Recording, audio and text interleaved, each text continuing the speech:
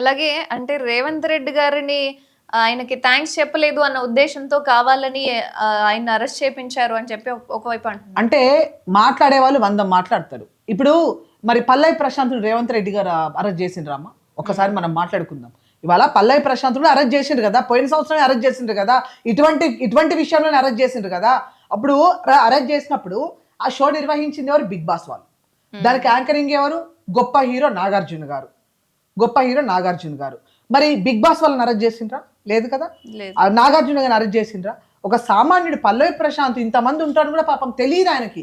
కానీ ఆయన బయటకు వచ్చిన తర్వాత పోలీసులు చెప్పారట, బాబు నువ్వు ఇంకా ఇటువైపు వెళ్తే ఇంకా జనం ఎక్కువవుతారు, నువ్వు కామ్గా నువ్వు వెళ్ళిపో అని చెప్తే ఆయన వెళ్ళలేక అభిమానులు వెళ్ళనీయనటువంటి పరిస్థితుల్లో ఆయన ఉండాల్సి వచ్చింది. కొంత ఇబ్బంది జరిగింది. అప్పుడు రేవంత్ రెడ్డి గారు ఆయన మీద కుట్ర చేసిందా? కాదు కదా! కాబట్టి రేవంత్ రెడ్డి గారికి థ్యాంక్స్ చెప్పలేదని అరెస్ట్ చేయించింది అనేటువంటి ఇటువంటి మూర్ఖపు మాటలు చెప్పే వాళ్ళకి ఒకసారి పల్లవి ప్రశాంత్ కేసు కూడా వాళ్ళు గుర్తించాలి. మేము మొత్తుకుంటూనే ఉన్నాం కదా, మేము చెప్తూనే ఉన్నాం కదా, పల్లవి ప్రశాంత్ ప్రాణ నష్టం చేయకపోయినా కూడా ఎట్లా అరెస్ట్ అవుతాడు? అల్లు అర్జున్ కారణంగా ప్రాణ నష్టమైనటువంటి అల్లు అర్జున్ ఎందుకు అరెస్ట్ కాడు? మళ్ళీ అల్లు అర్జున్ గారు అక్కడ ఉన్నటువంటి ఆ కొద్ది ఇరుకు ప్లేసుల్లో ఆయన కాముగా వచ్చి ఏదో బ్యాక్ డోర్ నుంచి పోవచ్చు, కానీ ఆయన ఫ్రంట్ గేట్ నుండే పెద్ద జనసందోహంతో చుట్టుపక్కల బౌన్సర్లను పెట్టుకొని ఆ బౌన్సర్లతోటి జనాల్ని కొట్టిపించుకుంటా ఈ సినిమా 1000 కోట్లు, ఈ సినిమా 100 కోట్లు, ఈ సినిమా ఇంటర్నేషనల్ మూవీ అని ఒక హైప్ తెచ్చుకొని ప్రజలను అంతా కూడా అక్కడంతా బీభత్సం సృష్టించబడుతుందని ఆయనకు తెలియదా? ఆయనకు అవగాహన లేదా?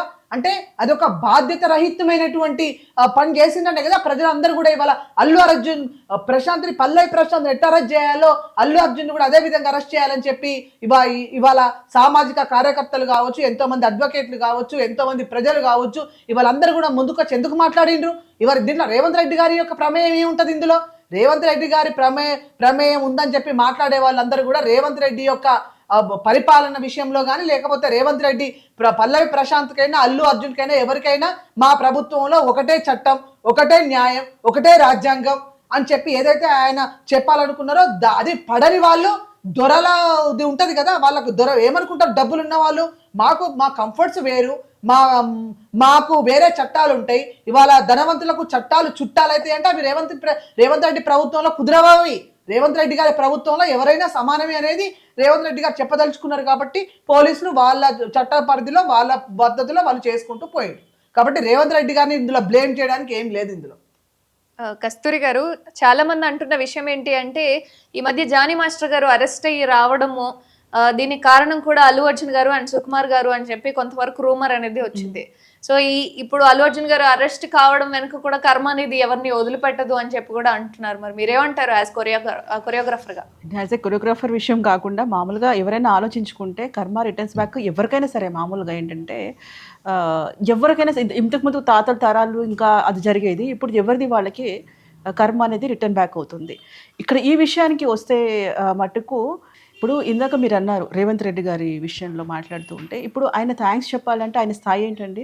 సీఎం గారికి ఒకరు థ్యాంక్స్ చెప్పడం వల్ల ఆయన పదవి పోతుందా, లేకపోతే థ్యాంక్స్ చెప్పకపోవడం వల్ల ఇది పోతుందా? ఎందుకంటే ఇప్పటికైనా సరే సొసైటీ కానీ పబ్లిక్ కానీ ఒక్కసారి ఇక్కడ ఆలోచించాల్సిన విషయం ఏంటంటే అక్కడ జరుగుతున్న ఇష్యూ ఏంటి, జరిగిన పరిణామం. ఇందాక అన్నట్టు పల్లవి ప్రశాంత్ గారి విషయంలో 14 రోజులు రిమాండ్. అక్కడ ఎవరు ఏ ప్రాణ నష్టం జరగలేదు, ప్రాణహాని జరగలేదు.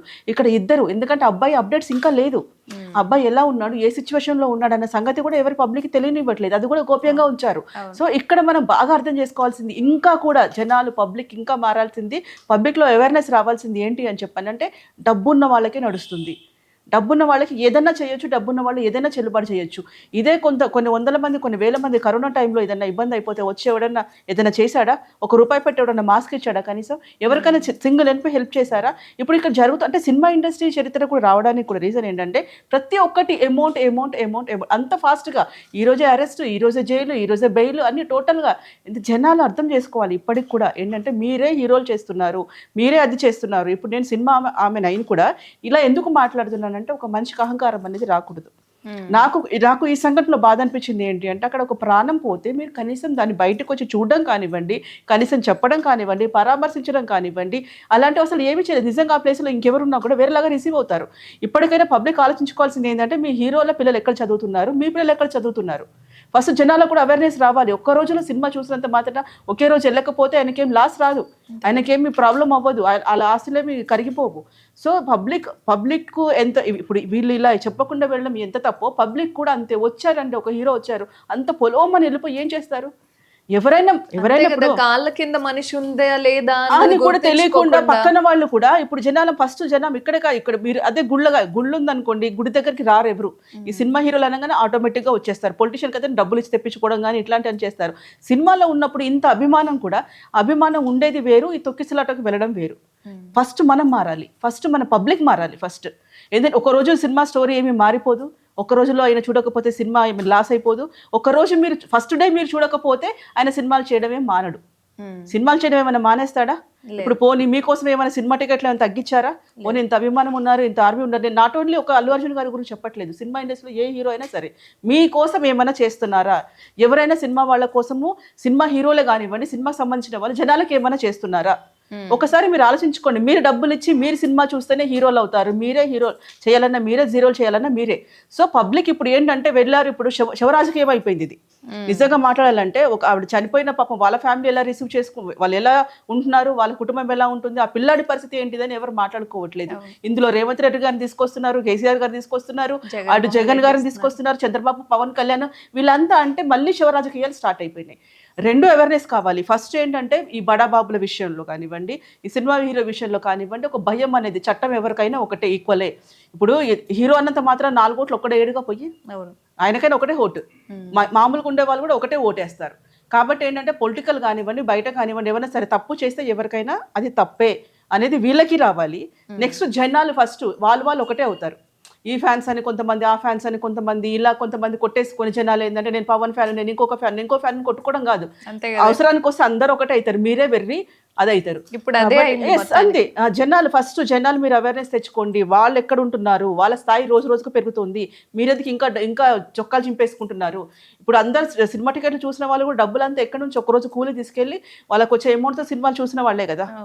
సో ఫస్ట్ పబ్లిక్లో రావాలి, పబ్లిక్లో అవేర్నెస్ ఫస్ట్ రావాలి. ఎప్పుడైనా ఫస్ట్ ఇంతకుముందుకు ఎలా ఉండిందో అలాగే పబ్లిక్ మారితే కూడా ఈ కొట్టేసుకోవడాలు, మా ఓన్ ఇట్లా అన్నారు, మీ ఓన్ ఇట్లా అన్నారు, ఇవన్నీ కాకుండా జస్ట్ ఫస్ట్ జనాలలో అవేర్నెస్ రావాలి, పబ్లిక్ మారాలి. ఫస్ట్ సినిమాని సినిమా రకంగానే చూడాలి.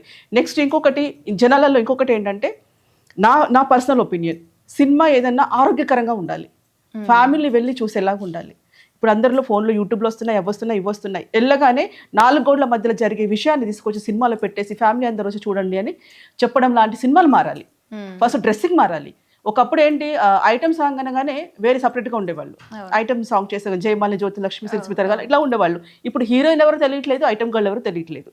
సో ప్రతి దాంట్లో చెప్తున్నాను పర్సనల్గా ఇంకా రాను ఇంకా ఎంత దరిద్రంగా అవుతాయి సినిమాలు అని చెప్పానంటే ఇంకా చెప్పక్కర్లేదు. రిలేషన్ ఏంటి అని చూపించేలాగా ఉన్నారు సినిమా ఇండస్ట్రీలో. అసలు ఆడ మగ రిలేషన్ ఏంటి అని చూపించేలాగా ఉన్నారు. సో వీళ్ళతో పిల్లల్ని తీసుకెళ్ళి చూడడం కానివ్వండి. తర్వాత సినిమా అనేది ఒకటి అందరినీ ఇంప్రెస్ చేస్తుంది. సినిమాలో చూసిన తర్వాత అలా అవ్వాలి, ఇలా అవ్వాలి అని కనీసం కాస్ట్యూమే తెచ్చేసుకుంటారు.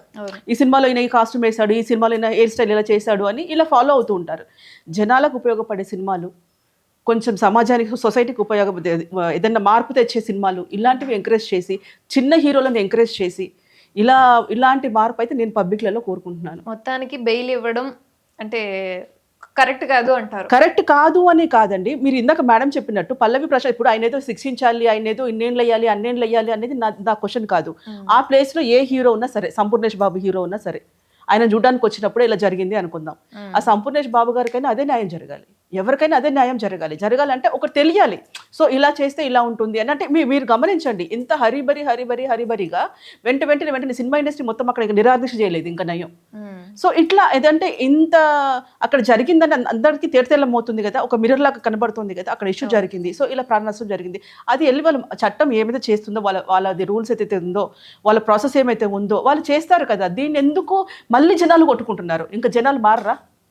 ఇంకా ఇప్పుడు అరెస్ట్ చేయమని ఒకడు అంటాడు, అరెస్ట్ చేయొద్దని ఒకడు అంటాడు, కానీ అక్కడ పాయింట్ మాట్లాడట్లా. ప్రతి ఒక్కరు అంతే. మీరు ప్రతి డిబేట్లో చూడండి, ప్రతి ఇష్యూలో చూడండి, ఈ మినిస్టర్ లాక్కొస్తారు, ఆ ఎమ్మెల్యేలు లాక్కొస్తారు, ఈ సినిమా హీరోలు లాక్కొస్తారు. కానీ సబ్జెక్ట్ ఏంటి అక్కడ? ఇలా వేయడం వల్ల జరిగింది, ఇంకోసారి మారదాం, మనం ఇలా జరగకుండా చూద్దాం, ఇలా ప్రాణనష్టం జరగకుండా చూద్దాం అని ఎవరైనా ఆ ఎత్తున మాట్లాడుతున్నారా? ఆ విధంగా ఫోకస్ చేస్తున్నారా? దీంట్లో కూడా ఈ హీరో ఫ్యాన్స్ ఉంటారు, ఈ హీరో ఫ్యాన్స్ ఉంటారు. ఈ ఫ్యాన్స్ అంతా ఎప్పుడు మారుతారో మనకైతే తెలియదు. నిజంగా మొత్తానికి అల్లు అర్జున్ అరెస్ట్ అయ్యి బెయిల్ మీద బయటికి రావడం జరిగింది. సో మునుముందు రోజుల్లో ఏం జరుగుతుంది ఏంటి అనేది మరిన్ని అప్డేట్స్తో మీ ముందు ఉంటాం. Thank you madam, thank you so much for your valuable time.